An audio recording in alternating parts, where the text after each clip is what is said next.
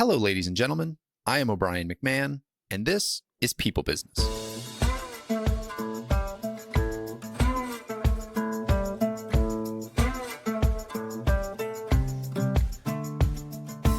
In this episode, I'm joined by Amber Pandya. Amber's the Senior Director of Employee Experience at G2.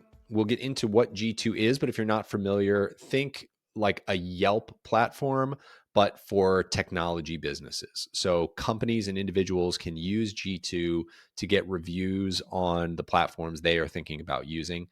In that space, it is very widely used. Millions of customers and users are leaving reviews, are searching for reviews. And so they're a very high performing tech business. Amber herself has a history in consulting where she has spent over a decade helping people learn to navigate change, to communicate, and to evolve the individuals so that the individuals can evolve teams, so that the teams can evolve the business. She took that and turned it internal when she took the role at G2 and is now leading employee experience, where she is using all of her knowledge in human behavior, performance, change management, and marrying it with a really robust people data set, all aligned with some very strong and very particular values that the leaders set in place at the business to really drive performance in a place where people feel good about driving that performance. And so that might sound a little bit like word salad, but it will all make sense as we get into this conversation. Really enjoyed it just because I really think that businesses and HR teams in particular have an opportunity to focus in on performance. And businesses are all performance organizations. And yet we don't really talk in performance language. Amber does. We talk about it a lot in this conversation, and I hope you enjoy it. Here is Amber Pandya. Amber, welcome to the show. Excited to have you on and deep dive a little bit into people experience and what that looks like in application. So thanks for joining. Thanks for having me. I've already given your introduction at the beginning of this episode, but how do you answer the question, what do you do? Yeah, my parents still don't get it, no matter how many times I describe it. But what I'd like to say is I help drive real impact through people. That's the way I describe what I do. Employee experience, it can be the most fluffy description or it can be the most technical, but ultimately my goal for myself and my team is to make sure we're driving business impact through people. Great. Maybe you just answered the question, but you said you could answer it really technically. Is that the real technical answer, or do you have more of a technical answer than driving business results through people? The technical answer is that my team leads through change management, internal communications, culture and engagement, learning and development, a bit of talent management, and overall transformation that business goes through. We oversee all of that in employee experience, but it's all the way from the end of pure learning and development, change management, transformation, down to the other end of the spectrum, which is culture, community, making sure people feel engaged and included, all of that in between as well. So I like that as the technical definition. And I think to your point, like employee experience can get a fluffy perception sometimes. And so it's nice to know that there's like real performance metrics along with experience metrics and that kind of a thing that you all are looking at. Before we get a little bit more into the role, I guess first, can you just explain what G2 is for people who don't know? Because it's an interesting organization. And then two, how did you come to do this work? Because I know you have a little bit of an interesting, maybe we'll call it non-traditional background to be doing the work you're doing. Yeah, totally. So G2 or G2.com is the world's largest and most trusted software marketplace. We've got more than 100 million professionals annually who come to G2 and use the website to make better and smarter software decisions. I believe our founders traditionally used to call G2 the Yelp for software. So we've got very close to, not quite, but it's coming soon, almost 3 million authentic user reviews on software on G2. So instead of needing to rely on a third party to tell you if the software is good or not, you can just go straight to G2 and see what real users are saying. So that's what G2's business is, and we're helping users make better and smarter decisions. Yeah, and anyone who's in tech is probably like, why would he even ask that question? But anyone who is not in tech has probably never heard of you, because I actually hadn't until a couple years ago. And then I was like, oh my God, you guys are prolific. This is great. But yeah, if you're not working in tech using high-end tech systems all the time, you might not have heard. So that's why I just wanted to ask that question. So then to the second part of that, how did you come to be doing the work that you were doing today? Yeah, it's interesting, not to call myself interesting, but the journey here has been unique, I'd say. I did not start off in tech or in-house. My career prior to G2 was over a decade of consulting. I started my consulting career right out of college at Booz Allen Hamilton and then went to various different consulting firms throughout. Started with a focus on communications. I worked in government space as a government contractor a little bit and then moved into the private sector where I focused on more of change management and transformation. And that was all I knew, right? Like consulting is what I had done from college all the way went up into the point where I was about to make partner status at my last consulting firm. And I had a decision in front of me. I said, I can either do this, and then this is the thing. I am going to be Amber, the consultant here for a much longer time, or I can try something else. And I had just recently been married at the time where I was considering making a change. And my husband was actually a leader in tech. And I had watched him go through this wild ride of going up to a C suite position, going public with a company, all the craziness that comes with that in his tech world, and just generally how fast he was moving. The sort of decisions I had to make on a daily basis with my clients were very, very different than the decisions he was making. He was making decisions in 30 minutes to an hour, whereas my decision making was a whole committee. It required a committee and weeks at a time to just say go or no go. And I thought that was pretty exciting. And I said, maybe I should try tech. And so I actually found the role for G2 in this head of employee experience job on LinkedIn. And I just cold applied, Ah, which, yeah, you're the I don't know one if that got through. exactly. I don't know if Yeah. that's a story that or a technique that works anymore in Yeah. 2025, but in 2022 it worked. And I was interested, I had put the feelers out to a few places, but G2 obviously had something unique. And what actually called me in, put me over the edge and made me say I want to do this was my boss, Preeti Patel. She also has a non-traditional background. So she's our chief people officer at G2, but she doesn't come from a traditional HR background. She actually comes from M&A and finance. And that was intriguing. I thought she was really tough, which I knew it meant she would push me to learn and grow. And I said, you know what, let me give this a shot. And my background of change management, it actually included a lot of employee experience. Yeah. Change management in and of itself is getting people to believe in something and get them to do the new thing you want them to do. And employee experience is inherently the same. You need them to believe in the mission and vision of what you're doing at the business and get them to engage in what you're doing moving forward. That answered the next question that I was going to ask you. Yeah. Like, what have you seen been the real differences of working in house to lead a people function versus maybe consulting through change management? And then what are the principles that you've seen to be the same? Yeah, I'd say one of the things I named at the top here, which was the decision making is a lot different. Decision making when you're working in tech and in house, I imagine, is just a little bit faster than when you're a consultant. And consulting, at least in my experience, traditionally, my clients were portfolios of 25,000 employees, right? Companies that had huge employee bases. So decisions just had to be a little bit slower. Whereas it was fast paced in consulting, where I was constantly doing business development, trying to secure new clients. What's different here, the fast paced nature of in house, is that we are making decisions super quickly and needing to then go execute super quickly. There's not a whole huge build up into what is the strategy, pitch it to me, tell me about it. You do that, but you're doing it really quickly. Yeah. So I would say the biggest difference is are what we like to say in our employee success team, which is what G2 calls HR, is that our customers are our internal employees.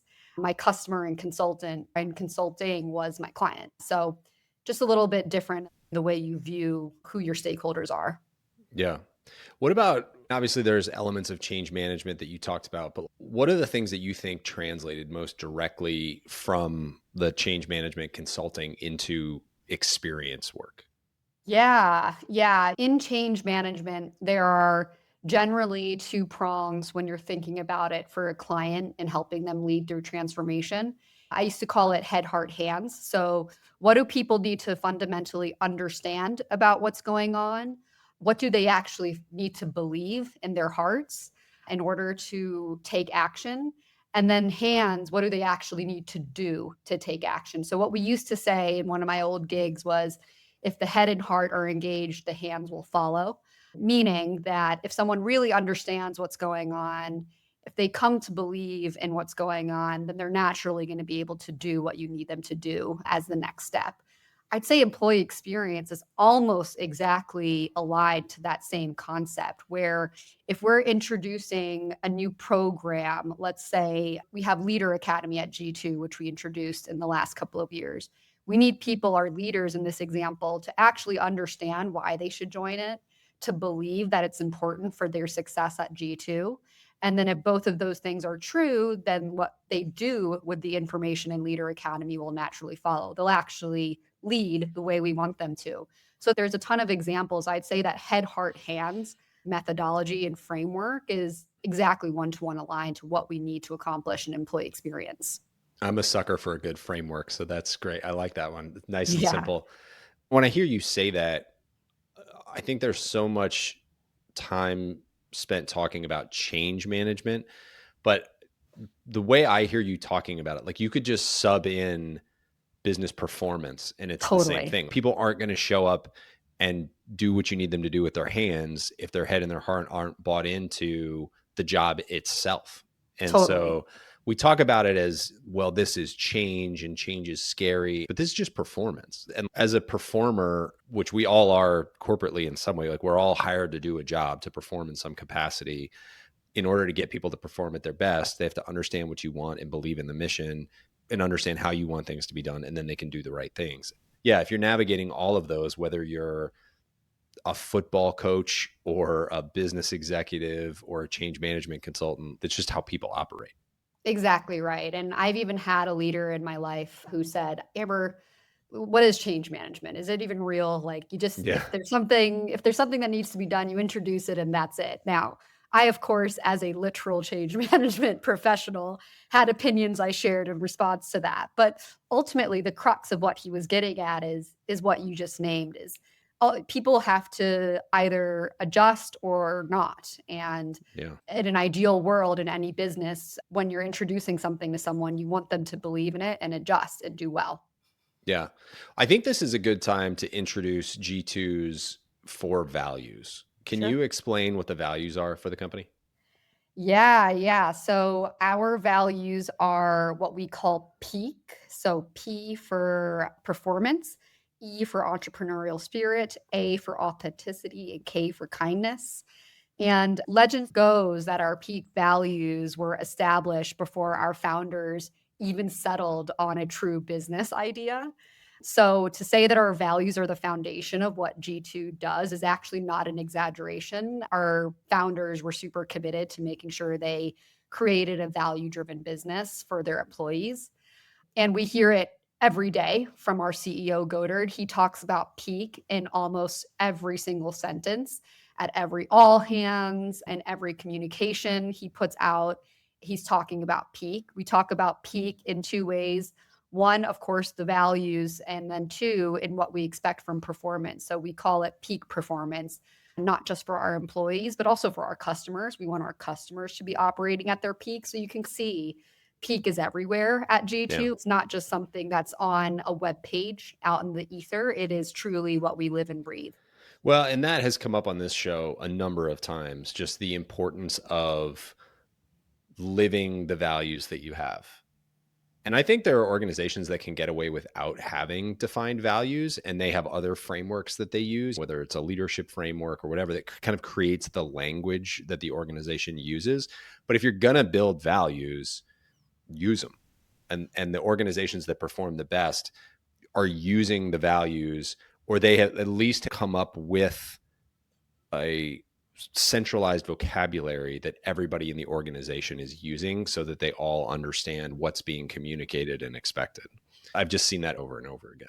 Yeah, because otherwise it is just words on a piece of paper. It doesn't actually make its Yeah. way into how people are behaving and performing in your business. And ultimately, the point of values is not just to make people feel good. The point of values is to drive better business performance and create better business outcomes. We're a private for profit business. Our goal is to create a profit. And so our values need to be aligned to helping people perform at their best. And that's what peak values really are, helping our employees perform at their best and our customers also perform at their best. Yeah. So let's talk about performance, because even though peak is the acronym, you've said Sure. performance about 20 times in the Yeah. last few minutes, which is not a critique. I think it just highlights the importance of that one as the first one.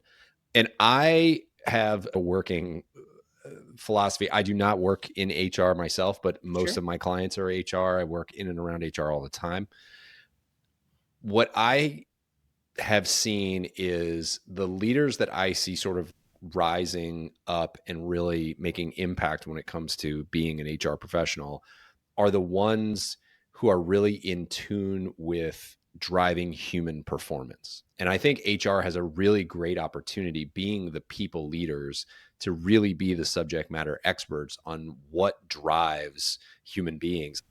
How do we operate as human beings? When are we great? When are we not great? And how do we build that into companies? So that's my little like soapbox, which is all leading up to this. How do you do that at your company? How do you actually drive performance because you're an expert on human beings? I don't know. Maybe it's breaking down the head, heart, hands framework, or maybe it's something else. But what are the actual components to getting somebody's head or where it needs to be? And what are the components of getting somebody's heart where it needs to be when it comes to the workplace? Yeah, totally. And I'll just say that since you named that performance is the first value in our peak value framework there, performance starts at the individual. If an individual is performing well, then they can influence their team to be high performing, which influences the product or whatever it is they're working on to perform well, which influences the bottom line for the business. So it is very clear ladder to what we're trying to achieve as a business, but it starts at that individual level. Yeah. So in our performance reviews, we rate each individual at G2 based on P, E, A, and K.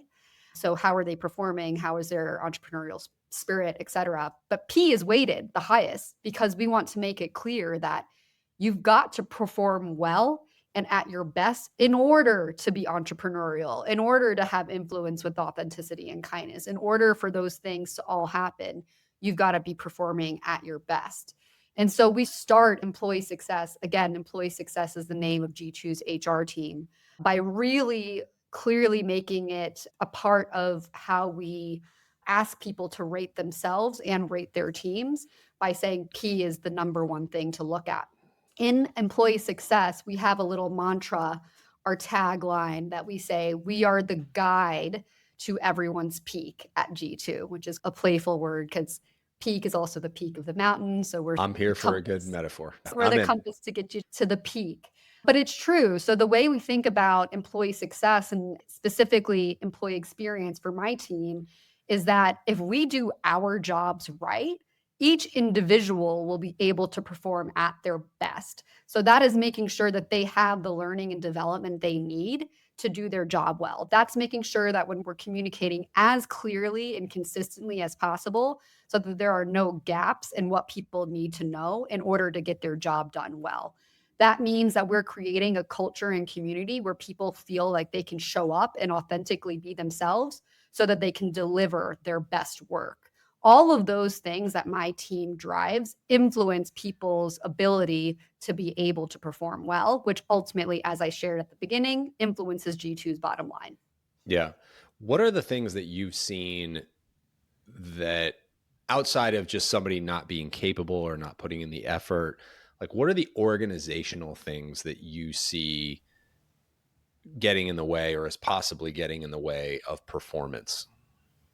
Yeah, so you mean what are the blockers to someone's Yeah. ability to perform well. Yeah. Either if you've been like, oh, we need to make this change internally, or you've seen somebody else doing something at another company where you're like, oh, that's just hindering performance. Obviously, there's individual performance, but there's also systemic things that can be done that get in the way. I was just Oh, for curious. sure. I'm just curious if you have any that you're like, oh, I see this all the time, or we're always fighting against the urge to do these types of things. Yeah. The first thing that's coming to mind, and I'm going to be a little verbose here because this is something new that You're a I've guest been on a chewing on. podcast. You're allowed to take as much time as Sure. So G2's in a special place where we're not exactly in the realm of startups anymore, but we're certainly not a big brother business like my clients were, 25,000 people, super bureaucratic or anything like that. We're sort of in that mid-sized sphere of we are big. We are a business that needs to scale quickly, but we also don't want to stifle any of that innovation and entrepreneurial spirit that comes in the startup realm. So I'm setting that context because what we think about in the employee success team about our stakeholders is we like to align what we do in HR to how we service customers. And again, our customers are our employees at G2. And if we think about that from a customer lens, you want to make sure your customer is always having the best experience possible. You want to make sure your customer can get the answer to their question as quickly as possible. You want to make sure that your customer is seeing the ROI of their investment so that they can continue to invest further. So, what I see that gets in the way of performance when we take that metaphor back in house is when you start to have processes, just, I don't want to say just for process sake, but oftentimes process is introduced with not a ton of thought about how that's influencing the stakeholder and yeah. either making their day to day better or worse. And I'm guilty of it. And I know tons of, I don't know a single leader in my life who is not guilty to some degree of this, where you introduce a process thinking, it's maybe going to make my life a little bit easier here, but it makes your customer's life a little bit harder, or it makes the employee's life a little bit harder. So Yeah. as companies scale, I think one of the biggest challenges is, are we creating a ecosystem, a customer flywheel that actually helps the customer see their ROI every single day? Or are we creating a system that's a drag? It is making employees feel like, oh gosh, here's another thing that I've got to do that corporate's saying I have to do when I could be calling 10 more customers today, or I could be innovating or ideating on this new idea I have in the corner. I don't ever want to stifle that. I don't want my team to ever be creating a process or a system that's stifling that productivity, that ideation, that ability to reach out and connect with more customers. Thinking about how do we create a customer flywheel that actually helps people see more ROI instead of getting in the way of that, I think is a challenge for a ton of businesses, especially those that are scaling. Yeah. And I think you can run afoul of this when something goes wrong or somebody misbehaves and you're like, oh, we need to shore that up. And so you put a new process in place when in reality, the odds of somebody else doing that again are slim, Totally. or some bad actor may do that kind of thing once a year, once every 5 years. And so you're like, but we want to prevent that from happening. And it's okay. Yes, but it's going to slow everything else down. It's going to be a pain in the butt. It'd be much better if we just accepted that was part of operating the way that we operate and giving trust to Totally. our people and just letting them run with it. And then we'll just pay attention and we'll catch it when it happens. Totally. And I'll never forget when I was joining G2, as I said, this is my first time in house, first time in tech, first time in HR. So a lot of firsts. And I was talking to my husband, getting ready for my first day. And I said, what should I do? Like, how should I dress? What should I do? And he told me two things. He was like, one, don't wear your consultant power suit, wear a hoodie or a t-shirt with some sneakers, because nobody wants to see that in tech. Take off the suit. He was like, second of all, just don't bring too much process to what you're doing. That really rubs us the wrong way in tech. And I'll Yeah. never forget that because, look, I don't want to make it seem like process is not important. Process is so important. But introducing intentional process in a way that is actually helping to improve your customer's life and their experience is the key question you need to ask before you craft or introduce something new. How easy or hard is it for you to remove a process once it's been put in place at G2? Yeah. Yeah. I would say, look, I maybe have a different colored lens on that because coming from consulting, it was very hard to get a client to remove a process when you're Yeah, talking about, super hard. yeah, when you're talking about 25,000 employees. I mean, that's crazy. To even slightly tweak a process was crazy. And that's why they would pay us to come and figure it out. At G2, or what I imagine in a mid-sized tech firm generally, I actually think it's either easy or G2's culture is such that we are encouraged to make change often and be disruptive. So it's actually pretty welcomed. If we introduce something and we see that it didn't work or it got a ton of bad feedback, we have the total permission and freeway to go and change it again, pull it back, claw it back, or tweak it so that it works a little bit better. Now, you got to be smart. You can't be changing processes every quarter. It Yeah. confuses your employees. But we definitely have the ability to claw something back if it's not working. And I really appreciate that. Yeah, because it's easy just to keep adding processes. I'm a big process guy. My job is very entrepreneurial because I work within the umbrella of an organization, but I can essentially chase whatever clients I want in whatever industry I want in whatever geography I want and use whatever tools I want. So there's a lot of ownership that I have to take over the work. I have built my own processes, and I have had on a few occasions just to step back and realize that the way that I have built this has served me up until now, but is not going to get me where I want to go.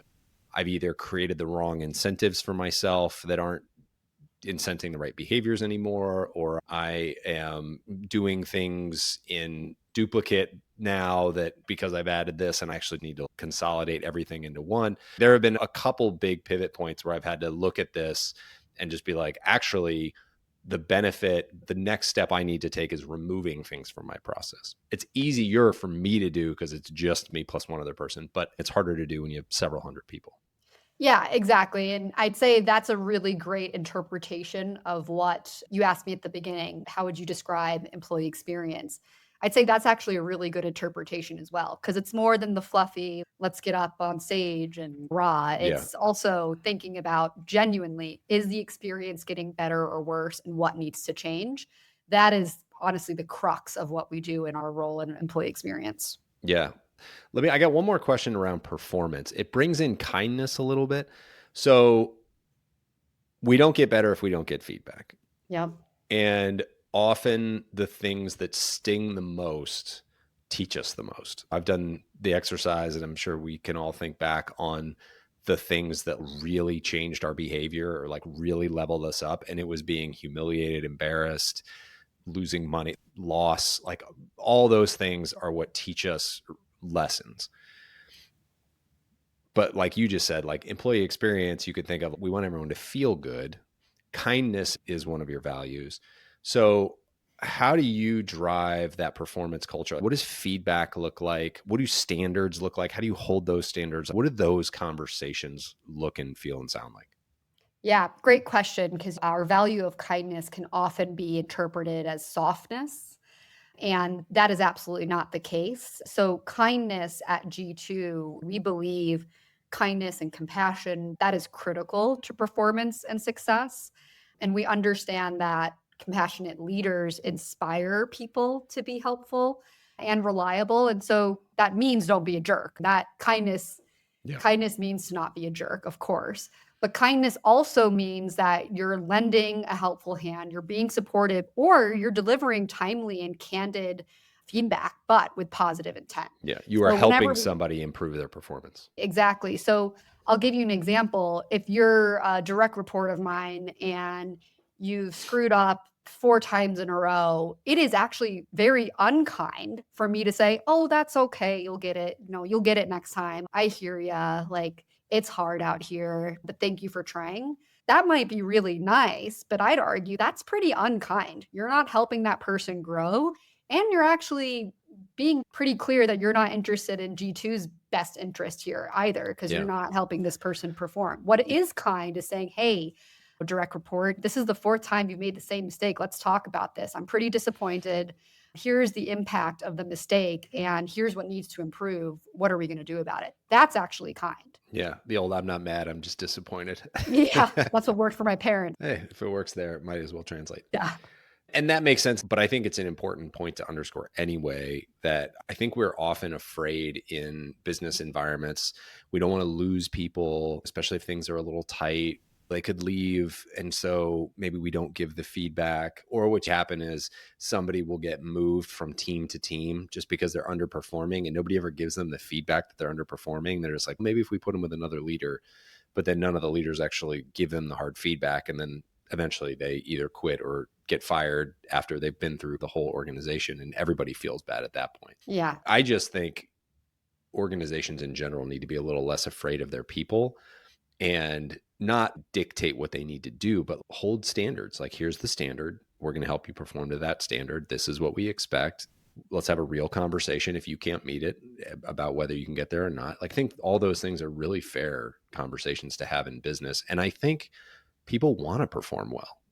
Like, I Oh, want to yeah. show up and do a great job. And if there's something that I'm not doing a great job about, come and tell me. And I know I'm a little more open than most, but I find if you deliver that feedback the right way, people want that. Like, all the best coaches, all the best bosses, anytime you ask somebody, it's like, why were they the best? It wasn't because they were the nicest. It was because they leveled you up. Absolutely. And we at G2, which I love, we have conscious leadership baked into our leadership principles and what we expect of our leaders. I could talk about conscious leadership as it's an entire podcast episode on its own, but I'll leave it to say that conscious leadership, because it is ingrained in how we expect our leaders to lead, one of the core principles in conscious leadership is to deliver conscious feedback often, and to make sure you're not carrying any what they call withholds. Withholding means I'm not giving you the feedback, or I've had a thought more than 3 times and I've not shared it. So part of what we teach our leaders to do is how to deliver feedback consciously so that it is delivered with kindness, but is clear and direct, so that we're having those productive conversations. Now, it's tough. I don't want to say that, oh, we've got a framework, so it's easy. Delivering that kind of feedback is hard. But I agree with you. It's absolutely essential. Otherwise, you're not building your talent. You're not growing your talent. You're hanging on to folks who are not furthering your business. And honestly, we're doing a disservice to those people because that means they're not in the right role. And Yeah. that's okay. Sometimes it's not a role fit. Yeah, it can also create a lot of fear in an organization too, because if you're not telling people how they're doing, they're afraid of how they're doing. And we all know if we're not good at something, Yeah. most of us do. You can feel it if you're exposed and you're worried about some project. And then if you're not being developed, are they judging me? Are they not? It's just so much better to have that clear and open communication. 100%. And then you can work faster too, which is often not talked about, is when you're clear and you're direct, it means we can generally go a little bit faster because everything's out on the table. Yeah. Yeah. Clear, Yeah. concise, direct, and kind. Yep. All right. I have a whole list of questions and we've not even cracked into them yet because we're talking about the values, but I want to Sure. stick on the values for a second. I find these conversations fascinating. Authenticity. You mentioned earlier, we want people to show up as their authentic selves. Every time I hear that, a part of me goes like, really? Do we really want them to be their full authentic selves? Or when someone bring your whole self to work, I don't want you to bring your whole self to work. I'm not bringing my whole self to work. And I say that kind of tongue in cheek. I get we want people to feel good about showing up to the environment and psychological safety, but what does it mean at G2 to be authentic? And I guess also, what does it not mean? Yeah. And authenticity is similar to the interpretation of kindness. Kindness, like I said, can mean softness. Authenticity could mean being who you are, even if it's at the expense of the business or at the expense of making your teammates feel small. Like, that's not what that means at all. Authenticity is about being forthright and not withholding valuable facts, feedback, thoughts from one another. So 100%, it's about showing up, being able to be yourself. But what it mostly is showing up and being able to offer diverse perspectives.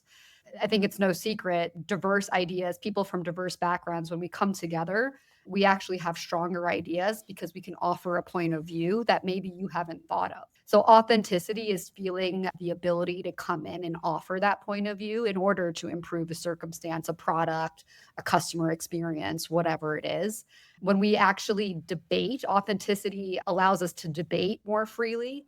So, O'Brien, you might come to me and say, I've got this idea. I think it's going to help improve customers' ROI by X%. Authenticity at G2 is the ability to say, I don't actually think I'm not aligned to that. And here are the reasons why I think that's actually a bad idea. But let's talk about it. Let's debate. And let's do that openly. Let's not have fear around disagreement or debate or the feeling like I have to walk on eggshells or something like that. Authenticity means being able to bring your true thoughts, feelings to a situation, of course, within the constraints of professionalism and kindness. Yeah. I had a guy I worked with a number of years ago. Don't work with him anymore, but he was, we'll call it rough around the edges. He would swear a lot and he was a little confrontational.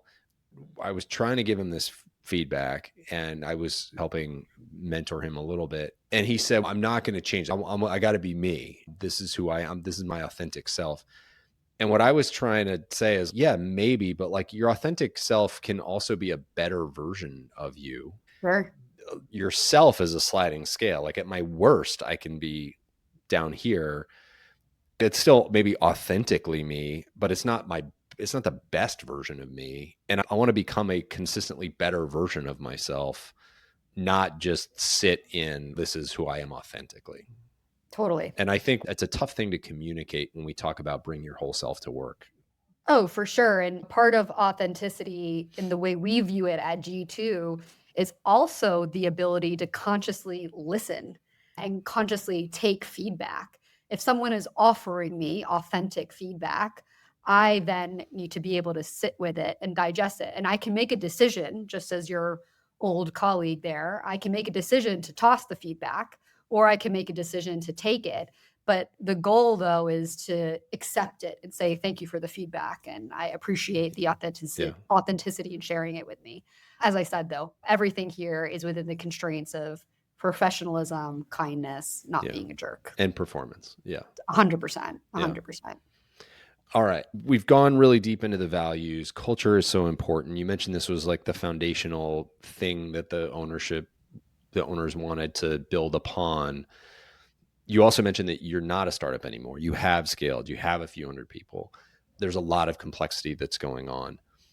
How do you continue to personalize that culture as you grow and scale in a much larger organization where one person can't touch every employee anymore?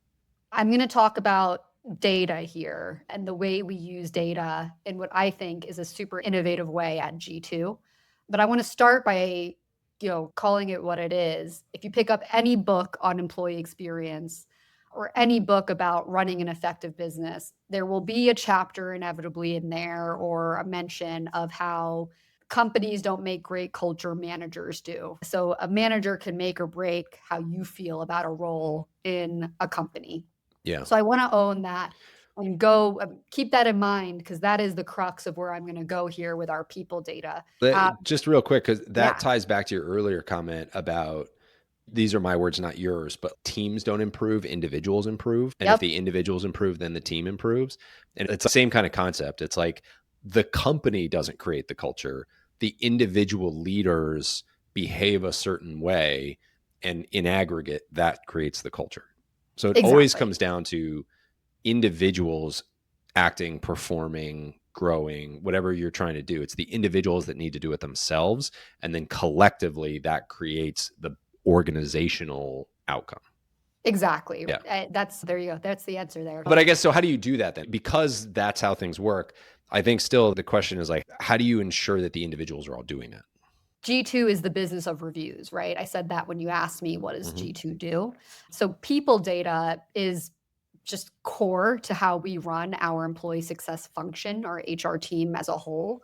And it's not a quarterly task. We're listening to what people say and we're aggregating that all the time. Through what means? Yes, I will share that includes a few things. The number one thing that we do in terms of true sentiment is quarterly, we do an ENPS survey. And for those unfamiliar with ENPS, it is the net promoter score, but for employees. So, would you recommend working at G2 to a colleague or to someone else? There is a scale of 0 to 10. 9 and 10 means you're a promoter, 7 and 8 means you're a passive, and everything else means you're a detractor. So it is super clear if you're a promoter of G2 or not. And that's how we measure engagement consistently on a quarter to quarter basis.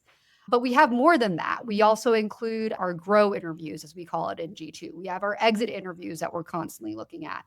We're looking at our DEI metrics consistently. And all of this is brought together into what we call Voice of the Employee report that we deliver to our leaders on a quarterly basis. Now, we have made a number of improvements. We talked about process earlier a lot and how you can over processize certain things.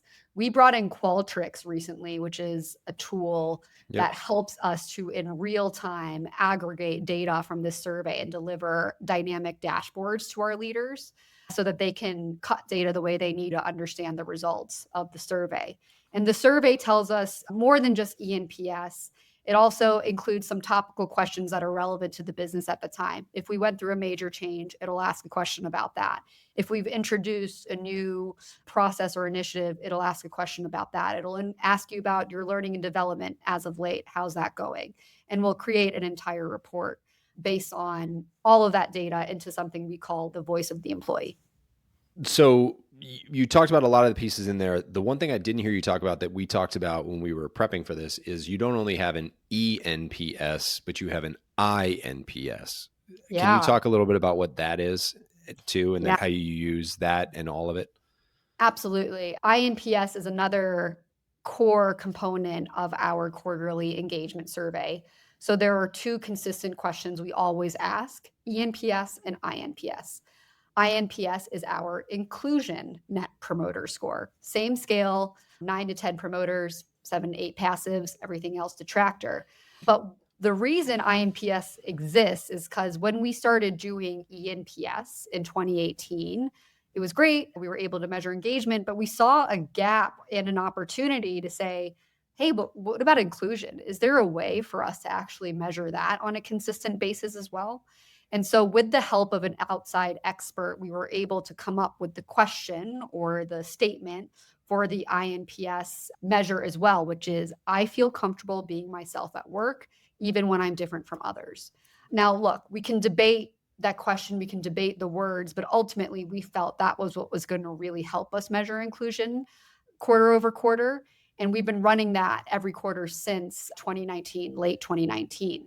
What's interesting about INPS is that it's been super aligned to engagement over time, as you would suspect. As engagement went up, so did inclusion. People are feeling like they're able to be themselves at work. But what's even more fascinating is that when our engagement score did take a little bit of a dip as the economy struggled in the last couple of years, our inclusion score stayed mostly consistent. And so what that told us was that, okay, engagement is going down because business results are going down. It's very clear engagement follows business results. But what's fascinating is that people are still feeling like, whether it's due to their culture, their manager, whatever it is, they're still feeling included. The inclusion score is holding strong. So that's when that metric, to me, actually really shed a ton of light on what we were doing right at G2, because that score held strong. And I will say, because of some of these findings, other organizations outside of G2 have come to us and asked, how have we used INPS? And they've actually been implementing it themselves at their orgs as well, which has been really cool to see. Yeah, that's awesome. All right. I'll be authentic and vulnerable here. Sure. Net promoter score has always been a little bit of a mystery to me. Yeah. I get it as a general sense of, do people like our product or not? Or do people like working here or not? But I feel like there's a little bit of a religion around net promoter score that like, this is the metric. And if you know your especially like externally with customers, like if you know your net promoter score, you've got like the Rosetta Stone somehow. And I'm like, it's just a metric of, do people like us or not? Yeah. Am I wrong? Tell me where I'm wrong and tell me how you can use it effectively and like why that's such a great metric. And I'm really curious because I feel like I'm missing something a lot of the time. I love what you just said about using both. And I could Yeah. see how when you have both, you can see patterns then. Yeah. But if you just have an employee net promoter score and it starts to go down, there's like a whole bunch more questions I have on what does that actually mean and where and Oh, why and all of that. So maybe I'm not a detractor, but I'm at least neutral on net promoter score sure. itself, just to be like, I just want somebody to explain to me a little bit more about how and why you think it's so valuable. Yeah, yeah. Look, like I've sat in this function doing some kind of survey measurement for over 15 years for clients and now at G2. I will be the first to say that no measure, whether it's net promoter score or a comprehensive 40 question engagement survey, no measure is telling you more than what's happening in a point in time. So whether that be what we do here, ENPS, INPS, whether it's a 40 question survey, a combination of the two, everything is a point in time. The only thing that makes data valuable is the context around it. And I believe that thoroughly, no matter what you're surveying. So, net promoter score is certainly useful. It gives us a really clear single value metric that we can look at quarter over quarter. And it's fascinating data to look at it that way. But the magic and what makes it actionable is actually the context around it. So, I mentioned we pulled together this voice of the employee report. Great. It's not just a report that gives you the ENPS and the INPS and says, have a great day. It's a ton of context. And if you remember at the beginning, I said managers are what make a culture, what makes people stay.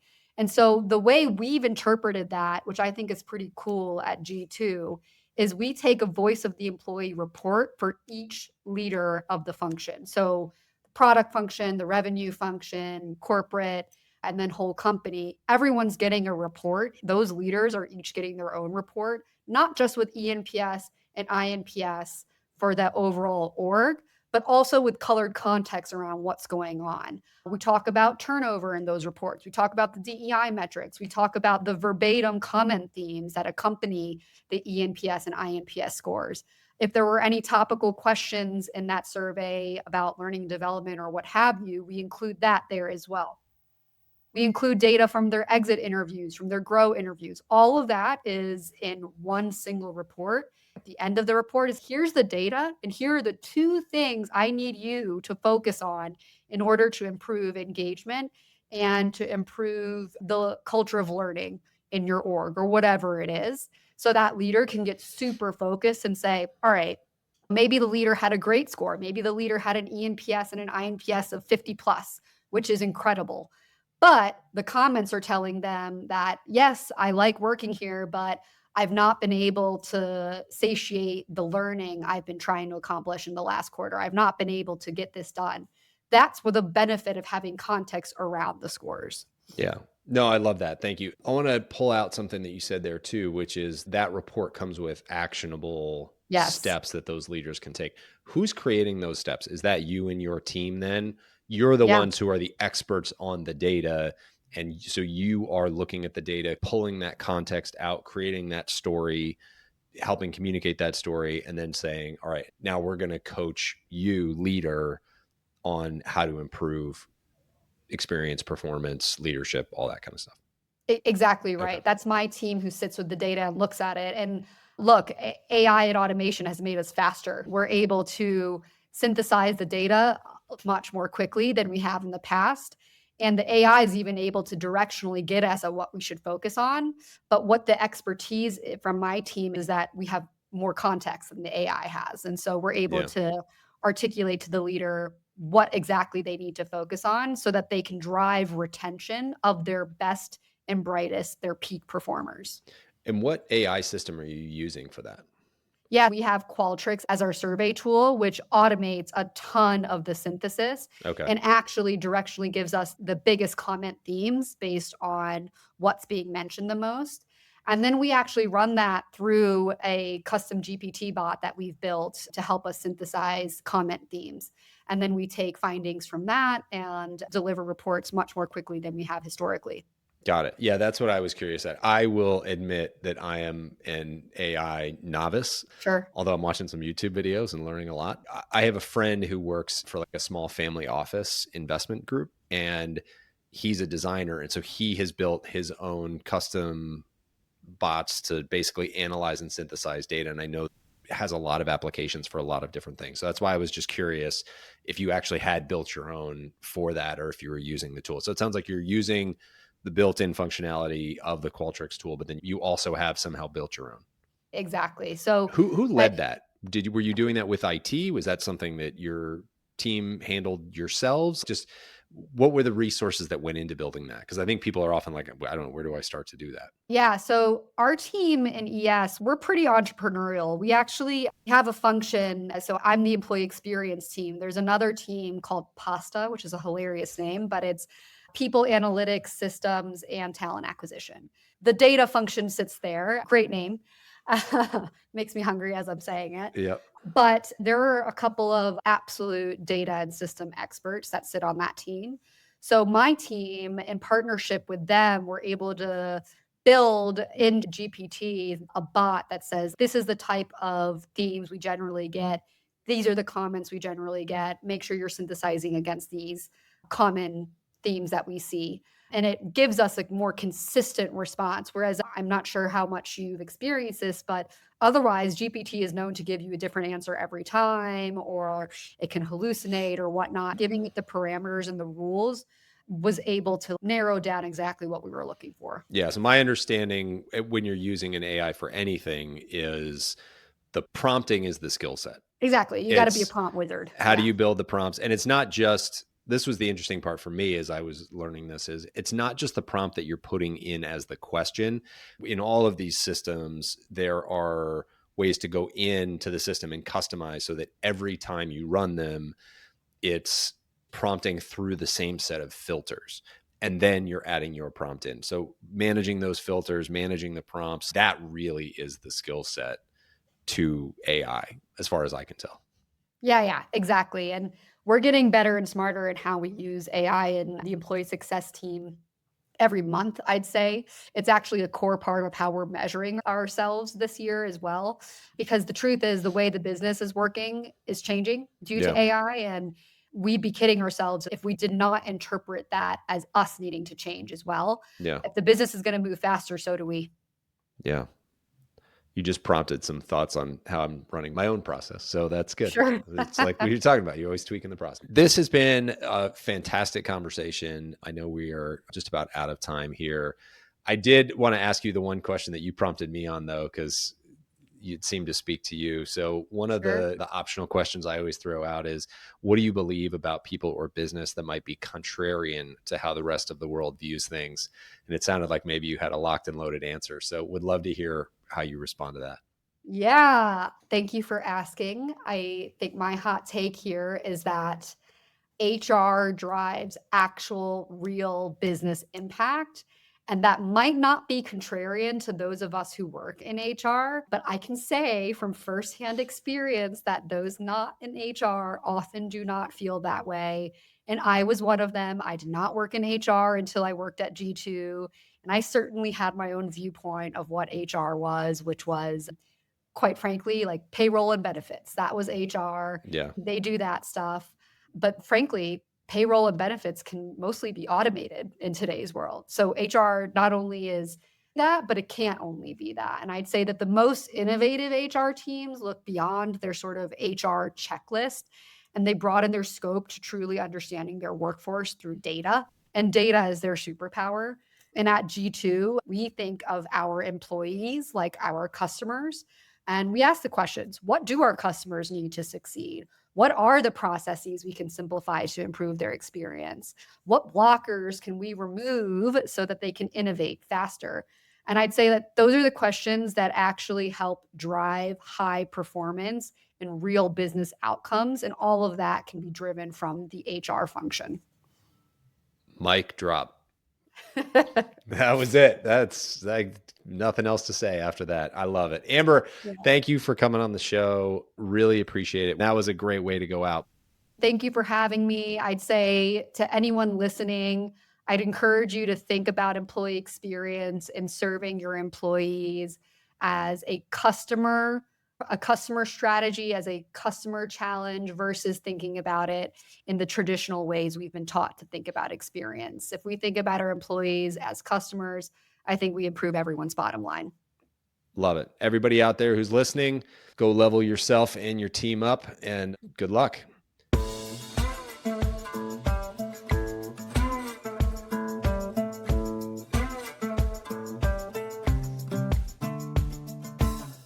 Hey folks, one last thing before you go.